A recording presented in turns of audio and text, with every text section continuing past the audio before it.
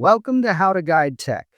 Today we'll quickly show how to share a Figma file so other people can edit it.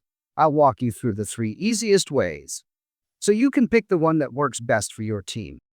First, open your Figma file and click the Share button in the top right corner. That opens the sharing panel where you control who can access the file and what they can do.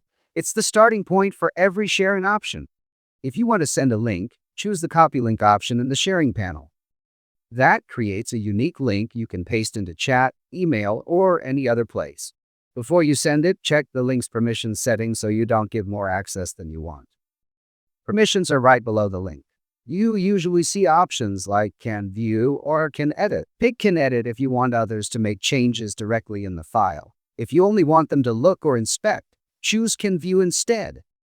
If you have a paid plan, you can also add a password to your file. I don't have one yet, so I can't. Instead of sharing link, you can also invite people by typing their email addresses in the invite field. This gives you more control because you can see exactly who you invited and change each person's permission later.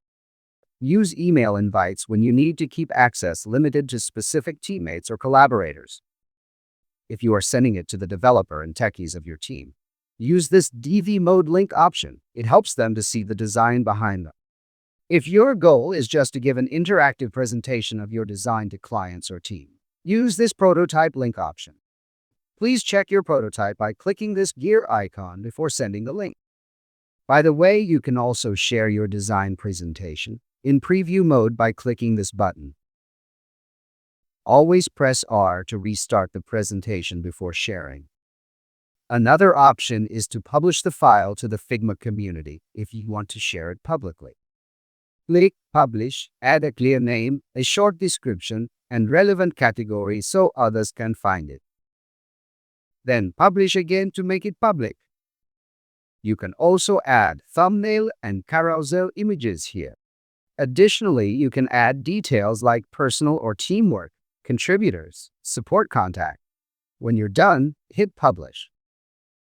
Remember, community files are discoverable, so only publish work you're ready to share. Lastly, if you want to share it on a website or blog, you can get embed code too. Just copy and add to HTML to showcase it online. If you find this video helpful, please like it and subscribe to my channel. Also, comment. What problem do you want me to solve in the next video?